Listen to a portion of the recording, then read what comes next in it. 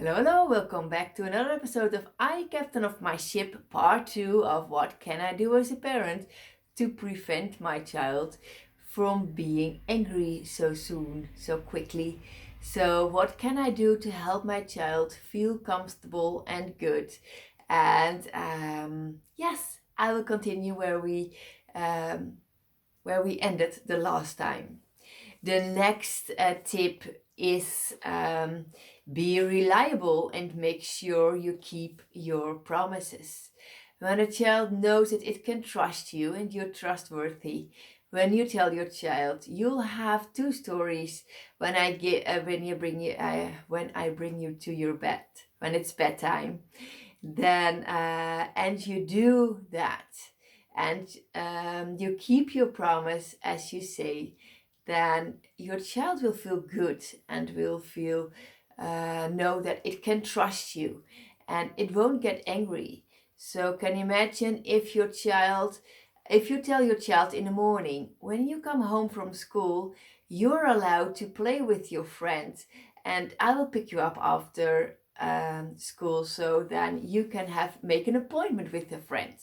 And your child comes from school and it sees you and comes running to you and says, "Hey, mommy, my friend likes to play with us." And you all of a sudden say, "Well, I don't want it now anymore."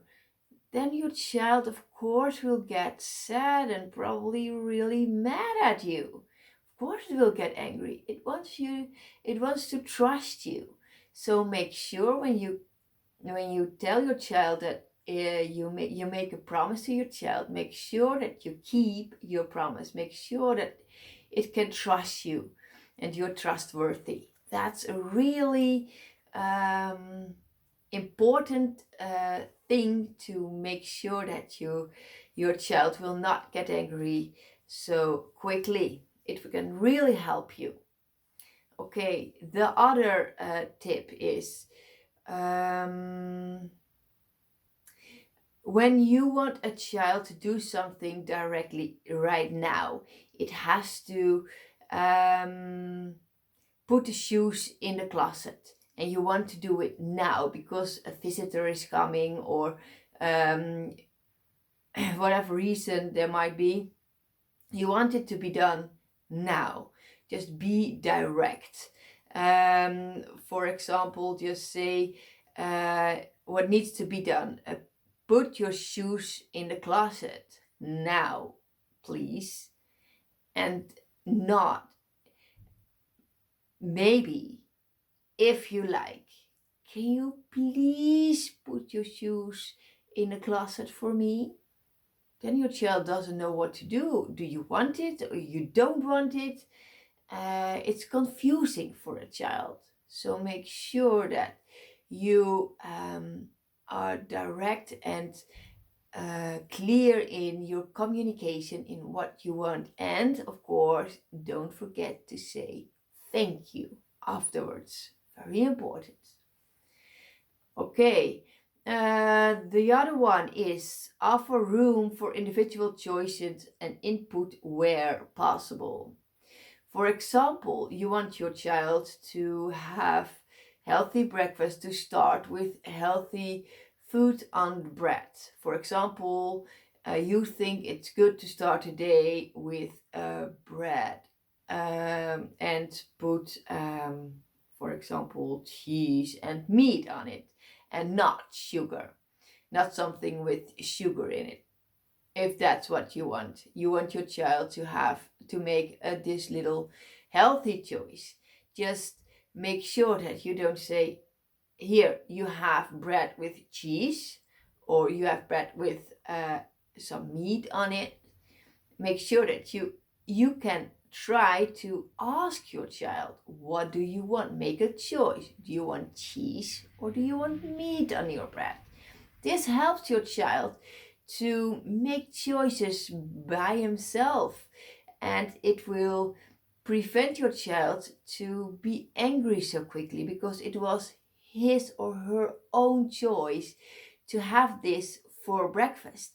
And you as a parent are still in control that a healthy choice is being made. So it's a win-win situation. Try not to make the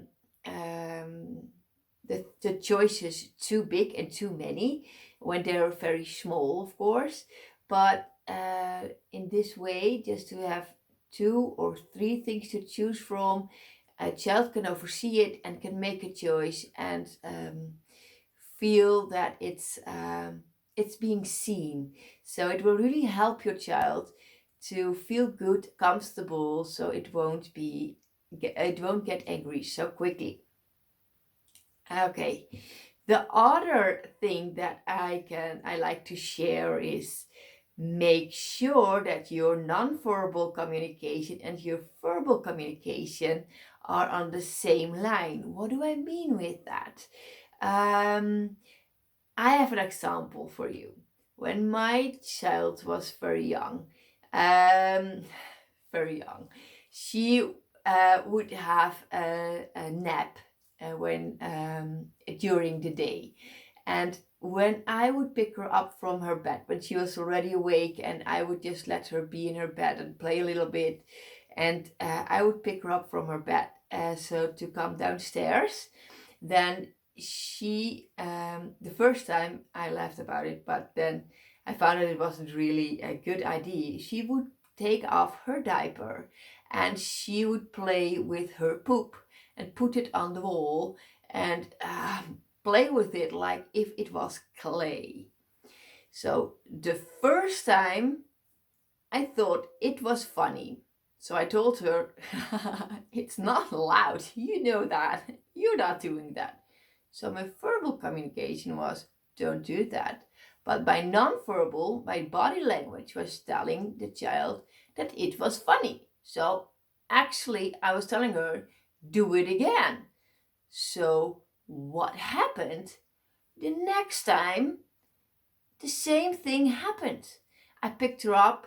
I let her just play a little bit in her bed. When I heard that she was awake, I entered her room, and then I saw her playing with her poop. And I was like, what? And again, I laughed a little bit because I thought it was so funny. She used it like it was clay. And I again told her, it's not okay with my words. But with my body language, I was telling her again, it was funny. So this continued a few times. And then all of a sudden, I discovered that this was really not going to work. Even though it might be funny, if you think so, at that moment I thought so. It's still, I wanted it to stop.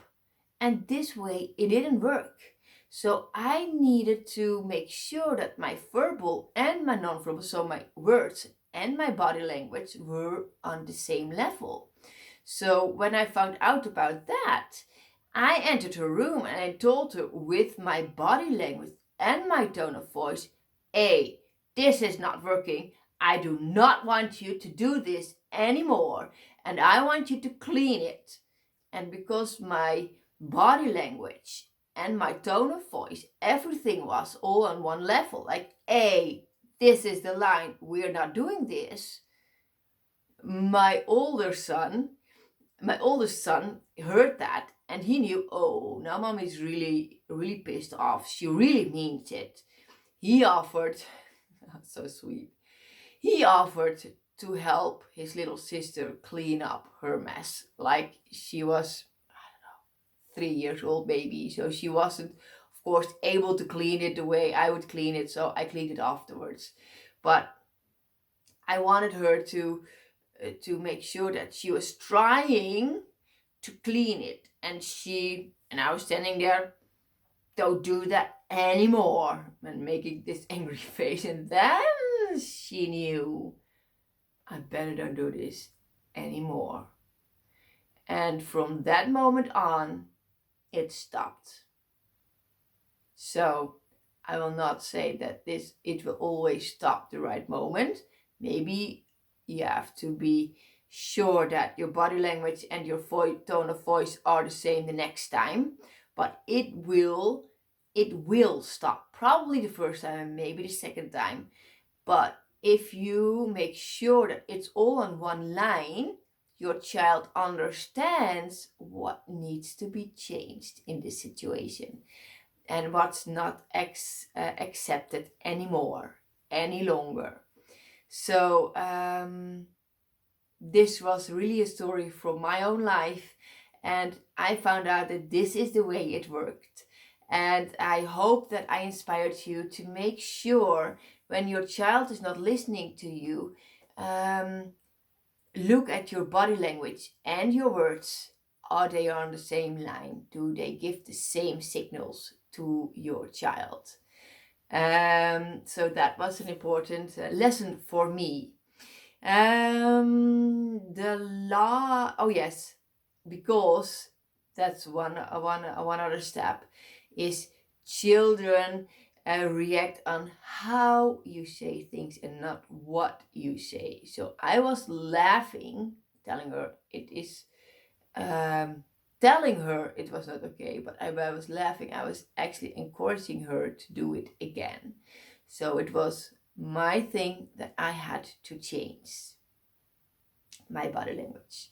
So the last one I want to share is what you can do is you can make a list of activities what your child can do when it feels it's getting angry, when it starts to rise in the body like, ooh, I'm getting angry now. What can I do to prevent it to be really angry and to lose myself? What can I do to prevent that? I will give you some hints and tips about that, about a list that you can make with your child in the next video, because this video is long enough. I hope you enjoyed it, and talk to you next time. Bye bye.